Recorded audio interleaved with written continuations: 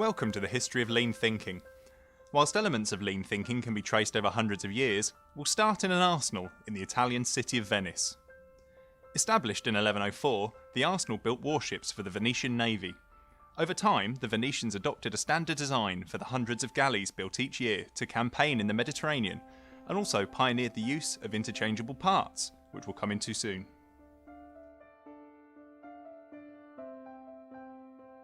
This made it possible to assemble galleys along a narrow channel running through the arsenal. The hull was completed first and then flowed past the assembly point for each item needed to complete the ship. By 1574, the arsenal's practices were so advanced that the construction of a complete galley, going from start to finish, took less than an hour.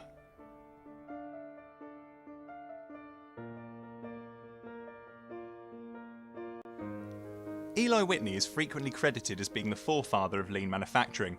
Famous for inventing the cotton gin, it was his promotion of interchangeable parts during the production of 10,000 muskets for a lucrative US Army contract in 1798, which is amongst the first noted examples of lean thinking.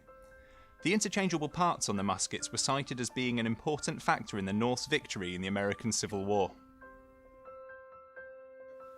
The waste reduction thinking of today was introduced by the early industrial engineers around the late 1890s. Frederick W. Taylor's book, Principles of Scientific Management, published in 1911, began to look at individual workers and work methods in more detail, how long work took to complete, and how we could produce more by removing wasteful activities. While Taylor's application of scientific management was sound, and still is to this day, his decision to ignore human behaviours, coupled with a dismissive attitude towards workers, made him a controversial and difficult character.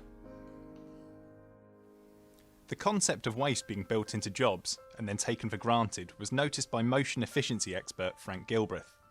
An advocate of scientific management, Gilbreths went on to develop the motion study and invent process mapping. His wife Lillian also introduced workplace psychology and how the motivations of workers could fundamentally impact the outcome of a process. The work of the Gilbreths is often associated with that of Frederick Taylor, yet there was a substantial philosophical difference between the Gilbreths and Taylor. The symbol of Taylorism was a stopwatch. Taylor was concerned primarily with reducing process times. The Gilbreths, in contrast, sought to make processes more efficient by reducing the motions involved. They saw their approach as more concerned with workers' welfare than Taylor, which workers themselves often perceived as concerned mainly with profit. Around 1910, Henry Ford and his right-hand man, Charles E. Sorensen, fashioned the first comprehensive manufacturing strategy, bringing together the, until now, largely disparate and individually applied elements of any effective organisation, peoples, machines, tools and products. Ford arranged them in a continuous system specifically for the manufacturing of the Model T. The results were so successful that Ford quickly became one of the world's richest men by putting the world on wheels, and is considered by many to be the first practitioner of just-in-time, which seeks to align production and customer demand. Ford's success inspired many others to copy his methods, but most of those who did would fail to understand the fundamentals. Unprepared for the pace of industrial changes, the Ford system began to suffer, yet he refused to change his system. The advent of labour unions and rise of production proliferation, annual model changes, multiple colours and options, further strained the Ford system and did not fit well in his factories.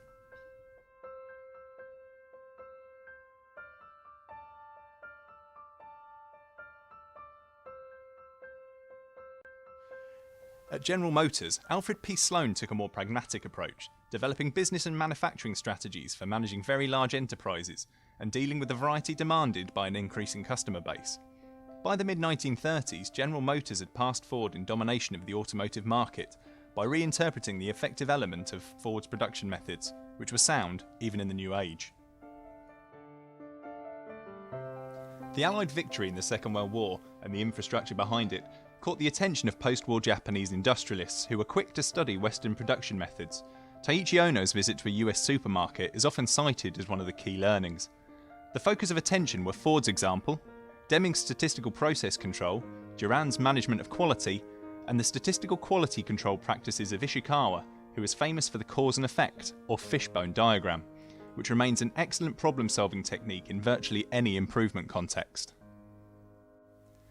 At the Toyota Motor Company, Taiichi Ohno and Shigeo Shingo reinterpreted the successful elements of the Ford production method, integrating them with the scientific management foundations laid by Taylor and Gilbreths and several other techniques from the West, labelling it as the Toyota Production System, or TPS.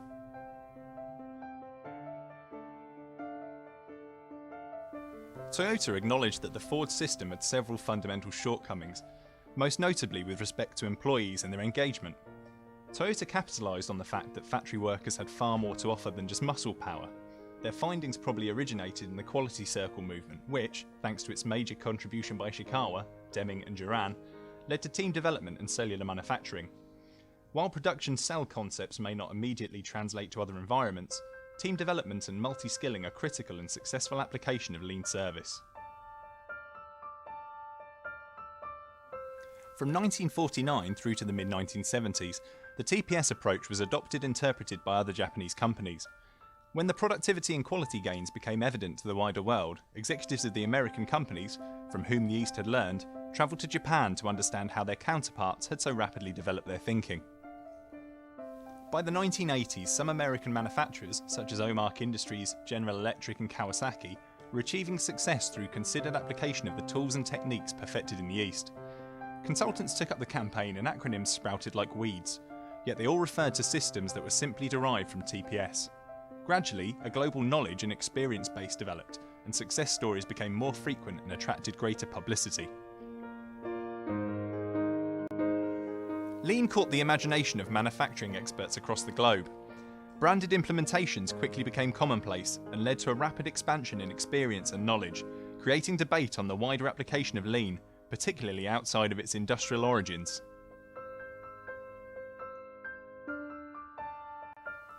One of the core elements of lean thinking are the 5 key principles, which to this day do not substantially differ from the techniques developed by Ono, Shingo, and the originators at Toyota.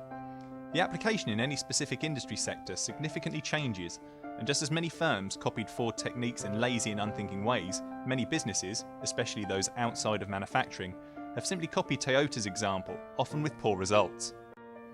In 1990, James Womack co-wrote The Machine That Changed the World with Daniel T. Jones and Daniel Roos.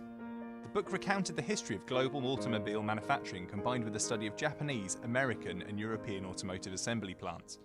Perhaps the most significant contribution to popular culture and business improvement was the book introducing the term lean. In the mid-1990s, service and public sector industries were becoming increasingly interested in the benefits of applying lean to their operations.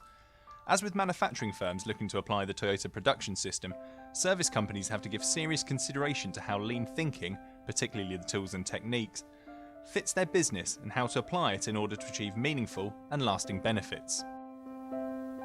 In 2003, John Seddon put forward the concept of value demand and failure demand. Value demand comes from recognising the initial request for a service from the customer and is ultimately about what it is that a company or service exists to provide. Failure demand is classified as the failure to do something or do something right for the customer, or in simple terms, did we do it right first time? Seddon's approach made significant improvements for the customers of Portsmouth Housing Authority, whilst also reducing costs.